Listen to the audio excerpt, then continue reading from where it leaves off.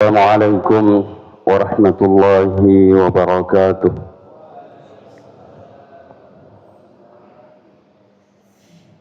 Alhamdulillahi rabbil alamin wal aqibatu lil muttaqin wa la udwana illa 'alal zalimin. Ashhadu an la ilaha illallah wa ashhadu anna Muhammadan 'abduhu wa rasuluhu la nabiyya ba'dah. Amma ba'du fa ya ibadallah wa ya amatallah, usikum wa iyaya awalan bitaqwallah faqad fazal muttaqun wa ahuthukum ala ta'atihi wa ta'ati rasulihi la'allakum turhamun. Ma'asyiral muslimin wal muslimat, jamaah subuh yang semoga kita semua dirahmati oleh Allah Subhanahu wa taala.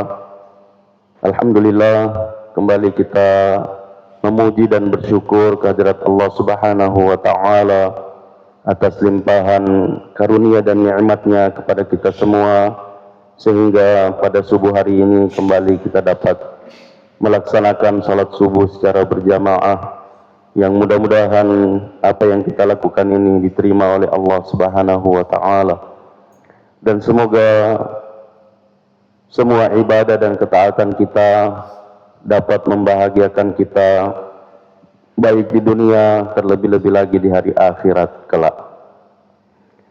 Salawat dan salam tak lupa senantiasa kita ucapkan kepada Rasulullah sallallahu alaihi wasallam, Nabi yang diutus oleh Allah Subhanahu wa taala membawa risalah Allah Subhanahu wa taala demi kebahagiaan umatnya, termasuk kita semua. Baik kebahagiaan yang singkat dan sementara di dunia ini, terlebih-lebih lagi kebahagiaan yang abadi dan hakiki di hari akhirat kelak. Semoga apa yang dibawa oleh Rasulullah sallallahu alaihi wasallam dapat kita terima, kita amalkan, dan kita perjuangkan hingga kita menghadap pengadilan Allah Subhanahu wa taala, dan semoga dengan itu semua kita dapat meraih syafaat dari Rasulullah sallallahu alaihi wasallam di hari yang semua orang butuh akan syafaat itu. Ma'asyiral muslimin wal muslimat rahimani wa rahimakumullahu jami'an. Kembali kami ingin mengingatkan diri kami khususnya dan kita semua tentang pentingnya kita meyakini kelemahan kita di hadapan Allah Subhanahu wa taala, bahwa kita tidak mampu, tidak bisa melakukan sesuatu tanpa bantuan Allah Subhanahu wa taala, termasuk dalam ibadah. Dalam doa yang sering kita panjatkan, yang kita baca di akhir salat, Allahumma a'inni ala dzikrika wa syukrika wa husni ibadatik. Ini mengajarkan kepada kita bahwa tanpa bantuan dan pertolongan Allah, maka kita tidak bisa berzikir, kita tidak bisa bersyukur, kita tidak bisa beribadah yang baik kepada Allah Subhanahu wa taala. Sehingga kita harus meminta, Allahumma a'inni, ya Allah bantu aku, tolong aku, ala dzikrika, untuk berzikir, wa syukrika, dan bersyukur kepada, wa husni ibadatik, dan beribadah yang baik kepada. Nah, dengan meyakini itu bahwa kita lemah di hadapan Allah Subhanahu wa taala, dan kita meyakini bahwa apa yang disampaikan oleh Rasulullah sallallahu alaihi wasallam, bahwa hati kita berada di antara jari dari jari-jari Allah Subhanahu wa taala yang Ar-Rahman. Rasulullah sallallahu alaihi wasallam mengatakan, inna quluba bani adama, sesungguhnya hati-hati dari para anak Adam itu, baina usbu'aini min asabi'ir rahman, berada di antara dua jari dari jari-jari Allah Ar-Rahman. Ka qalbin wahidin, seperti satu hati, yusarrifuhu haitsu yasha, Allah akan memalingkannya, Allah akan merubahnya sesuai dengan kehendaknya. Jadi hati kita berada di tangan Allah Subhanahu wa taala. Dia memalingkan sesuai dengan keinginannya. Maka Rasulullah sallallahu alaihi wasallam mengajarkan kita doa, ya Allahumma musarrifal qulub, wahai yang memalingkan hati, wahai yang merubah hati, sarrif qulubana ala ta'atik, palingkan hatiku, rubah hatiku kepada ketaatan padamu. Kita meyakini bahwa hati kita di tangan Allah Subhanahu wa taala. Allah yang menggerakkan hati kita. Dalam riwayat yang lain, ya muqallibal qulub, tsabbit qalbi ala dinik. Wahai yang membolak-balikkan hati, teguhkan hatiku pada agama.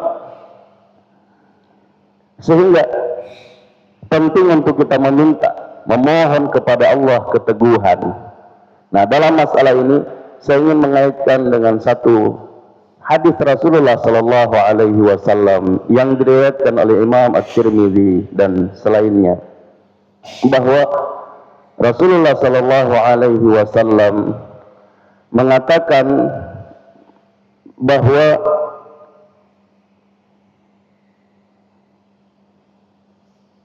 a'zamun nasi ajran fis shalah,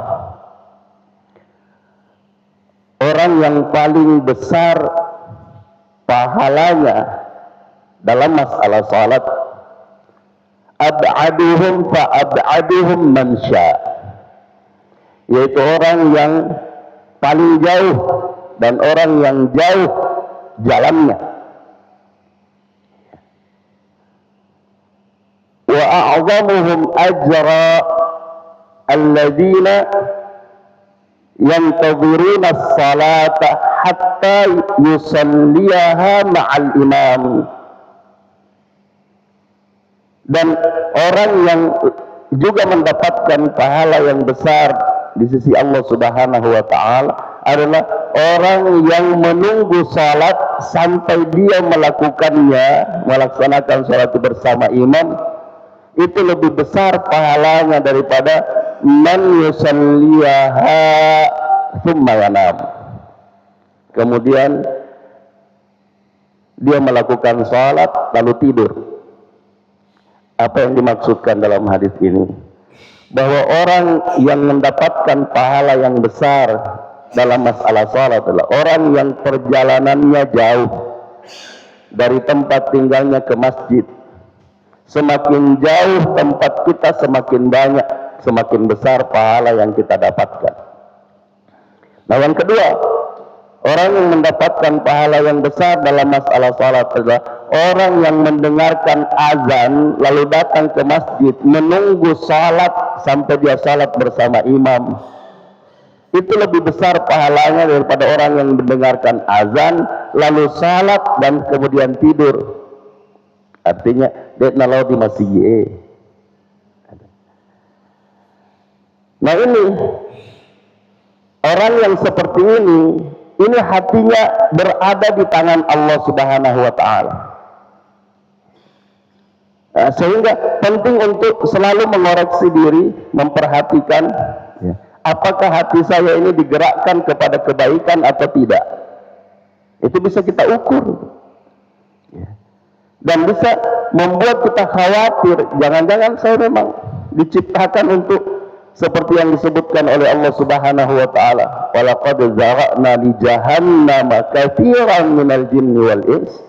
Sungguh kami ciptakan untuk dicampakkan ke dalam neraka jahanam kebanyakan dari manusia dan jin.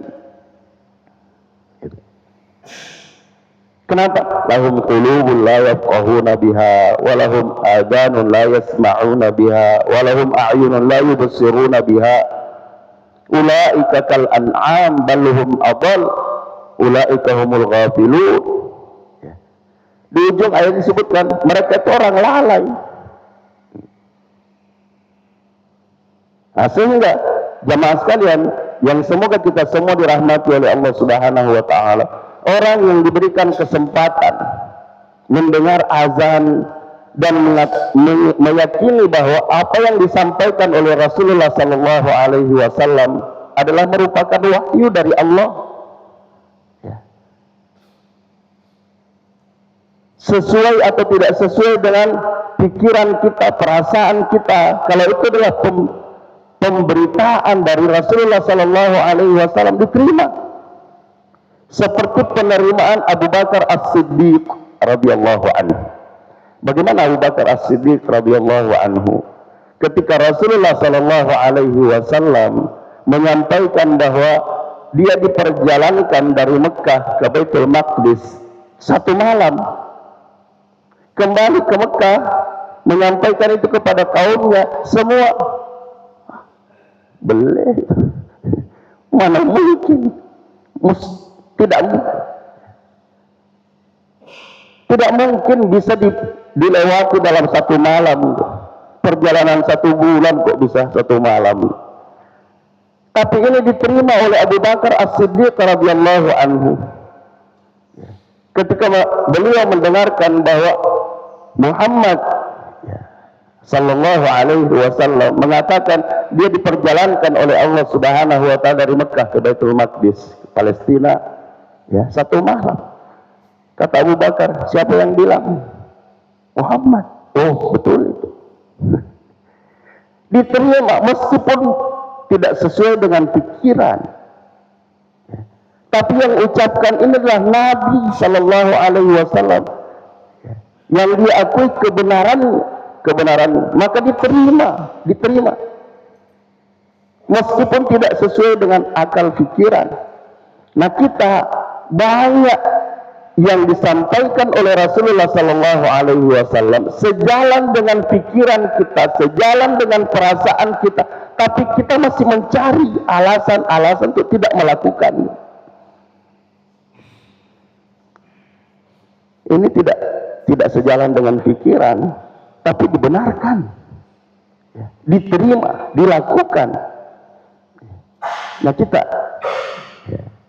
saya mohon maaf bukan kita yang ada di sini ya, tapi bagus untuk kita jadikan pelajaran, dorongan agar kita meyakini pada diri kita bahwa kita lemah di hadapan Allah Subhanahu wa taala, yang mungkin masih banyak penyampaian Nabi Sallallahu Alaihi Wasallam yang sejalan dengan pikiran, sejalan dengan perasaan kita. Kalau kita bersungguh-sungguh kita mampu melakukannya, tapi tidak dilakukan. Itulah orang lalai. Ulaika humul ghafilun. Yang pastinya orang yang lalai ini, jangankan di akhirat, masih di dunia sudah menyesal. Oh, denengiriolo, kupu gau memen, tutu macengke kumupa, mawatak kumupa. Ketika saya masih kuat, ketika saya masih banyak bisa melakukan sesuatu, saya kerjakan, tidak menunda-nunda. Seperti yang disebutkan dalam hadis tadi, ya, orang yang berjalan menuju masjid, menunggu salat sampai dia salat bersama imam, itu lebih besar pahalanya daripada orang yang mendengarkan azan lalu salat kemudian tidur. Maka semua para, kalau ini kita ambil ukurannya, karena kemarin saya mengingatkan di takziah bahwa ada orang yang mengukur dirinya dengan ukuran yang tidak tepat. Ya, alhamdulillah ya, berjaman ya anu Pak Demat Kahana sempajang. Anda pasti menang. Nah, sahabat, ukuran atau doa sempajang. Tapi coba ukuran kita yang sudah rajin 5 kali sehari semalam berjamaah, ya, dengan ukuran seorang tabi'in yang mengatakan saya berada di masjid selama 30 atau 40 tahun sebelum diazan. Dia pernah dibang kami menak di masjid. Nah, kuya dia ala ukuran mau ku kalimat sesuatu yang berjama de upat arapi. Nah, sahabat biasa mukul mak sebo. Mak berjama jadi masjid tapi biasa mukul mas sebo. Nah, ini tidak mungkin lah mas sebo. datang sebelum diazan. Sebelum diazan. Yang juga saya ingatkan bahwa yang seharusnya muazzin itu ada di masjid sebelum diazan. Nang kata ya, muazzin masjid ya, masjid. Ia pernah di masjid, nak konang kalinya imbang masjid lainnya. Kong kanang bawa napa nelo di masjid. Yang seharusnya dia sudah ada di masjid sebelum masuk waktu. Nah ini dia bukan muazzin, datang ke masjid sebelum diazan. Nah, kalau ini yang kita jadikan ukuran, ya, maka kita pasti akan mengatakan, saya masih kurang, ya. Saya belum ada apa-apanya. Tapi kalau yang kita jadikan ukuran tadi, orang yang tidak salat, wah hebat sekali saya. Ya, 5 kali sehari semalam berjamaah. Nah, sehingga jamaah sekalian, yang semoga kita semua dirahmati oleh Allah Subhanahu wa taala, penting untuk kita ya, menjadikan ini sebagai pelajaran, ya, melihat bagaimana diri kita. Nah, sehingga dalam satu hadis lagi Rasulullah sallallahu alaihi wasallam menyampaikan bahwa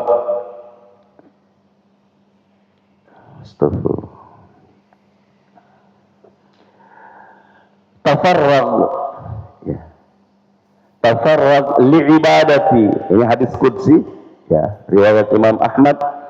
Tafarrag li'ibadati ya, amla sadraka ghinan wa asudda faqrak. Ya. Fokuskan, kosongkan waktumu untuk beribadah kepadaku, kata Allah Subhanahu wa taala.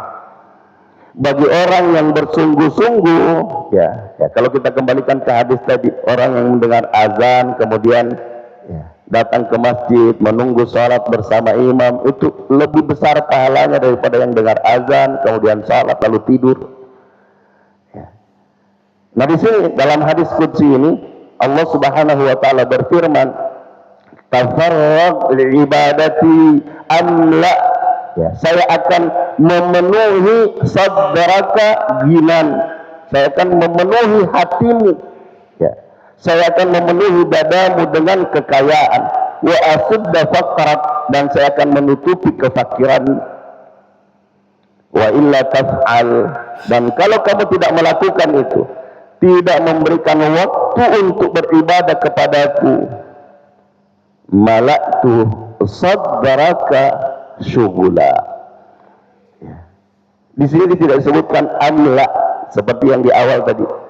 Tafarrag li'ibadati amla sadraka binan. Ya.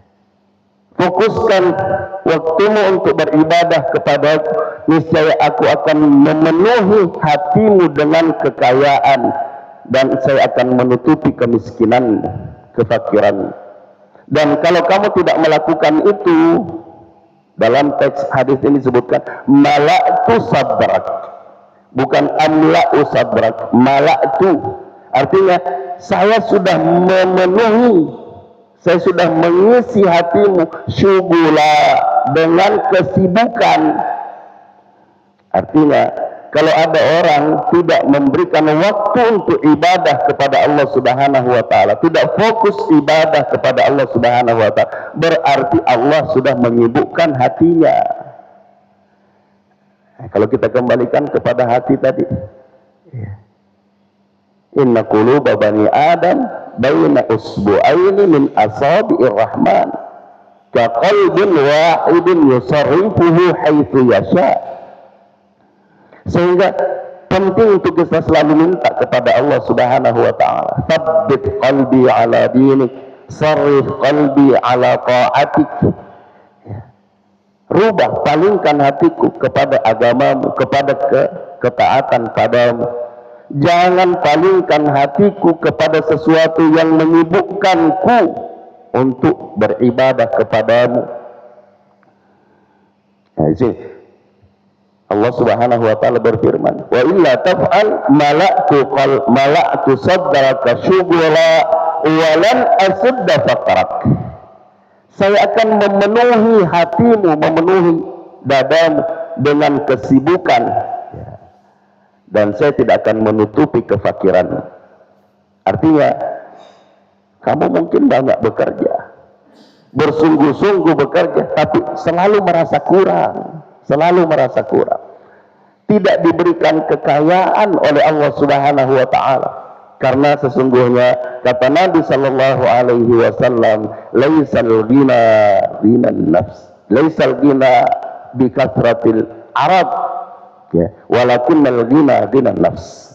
Ya. Bukanlah kekayaan itu dilihat dari banyaknya harta, ya, tetapi al-ghina, kekayaan itu adalah kekayaan jiwa. Nah, ini bisa kita dapatkan dalam ibadah kepada Allah Subhanahu wa taala. Maka mari kita bersungguh-sungguh memohon kepada Allah Subhanahu wa taala, meyakini bahwa tanpa bantuan dan pertolongan Allah Subhanahu wa taala kita tidak mungkin bisa berzikir, tidak mungkin bisa bersyukur, dan tidak mungkin bisa beribadah yang baik kepada Allah Subhanahu wa taala. Maka mohonlah kepada Allah Subhanahu wa taala bantuan dan pertolongannya agar kita bisa melakukan ibadah yang baik, ibadah yang sesuai dengan apa yang diinginkan oleh Allah Subhanahu wa taala dan yang dicontohkan oleh Rasulullah sallallahu alaihi wasallam, sampai kita mendapatkan balasan yang terbaik dari Allah Subhanahu wa taala. Sebab tidak sedikit orang yang dalam kehidupannya taat pada Allah Subhanahu wa taala, tapi di penghujungnya dicabut ketaatan itu dari Allah Subhanahu wa taala. Wal iyadu billahi min dzalik. Oleh karena itu, kita sekali lagi seharusnya wajib untuk senantiasa memohon kepada Allah Subhanahu wa taala agar kita diberikan keistiqamahan di dalam melakukan ibadah dan ketaatan pada Allah Subhanahu wa taala sampai akhir hayat, sampai kita husnul khatimah. Ja'alani Allah wa iyyakum minal 'amilina wal faizin wa adkhalani wa iyyakum bil jannati wan na'imil muqim. Aqulu qawli hadha wa astaghfirullahal 'azim li wa lakum wa lisairil muslimina wal muslimati min kulli dhanb fa ya fawzal mustaghfirin wa ya najatat taibin. Alhamdulillahi rabbil alamin. Wassalatu wassalamu ala ashrafil anbiya'i wal mursalin nabiyyina Muhammadin wa ala alihi wa sahbihi ajma'in. Allahumma ighfir lil muslimina wal muslimat wal mu'minina wal mu'minat al ahya'i minhum wal amwat innaka sami'un qaribun mujibud da'awat wa qadiyal hajat. Rabbana la tuzigh qulubana ba'da idh hadaitana wa hab lana min ladunka rahmah innaka antal wahhab. Rabbana zalamna anfusana wa illam taghfir lana wa tarhamna lanakunanna minal khasirin. Allahumma inna zalamna anfusana zulman katsira wa la yaghfiru dhunuba illa anta faghfir lana maghfiratan min 'indik warhamna innaka antal ghafurur rahim. Allahumma arinal haqqa haqqan warzuqna ittiba'ah wa arinal batila batilan warzuqna ijtinabah. Rabbana afrigh 'alaina sabra wa thabbit aqdamana wansurna 'alal qaumil kafirin. Rabbana zalamna anfusana wa illam taghfir lana wa tarhamna lanakunanna minal khasirin. Rabbana atina fid dunya hasanah wa fil akhirati hasanah wa qina 'adzaban nar. Allahumma shfi mardana wa mardal muslimin. Allahumma arham mautana wa mautal muslimin. Allahumma ighfir lana wa lahum ya ghaffar ya tawwab ya dzal jalali wal ikram. Allahumma taqabbal minna innaka antas sami'ul alim wa tub 'alaina innaka antat tawwabur rahim. Wa sallallahu wa sallam ala nabiyyina Muhammad wa ala alihi wa sahbihi ajma'in. Subhana rabbika rabbil izzati amma yasifun wa salamun 'alal mursalin walhamdulillahi rabbil alamin. Subhanakallahumma wa bihamdik asyhadu an la ilaha illa ant astaghfiruka wa atubu ilaik. Hadanallahu wa iyyakum ajma'in wal afu minkum. Wassalamu alaikum warahmatullahi wabarakatuh.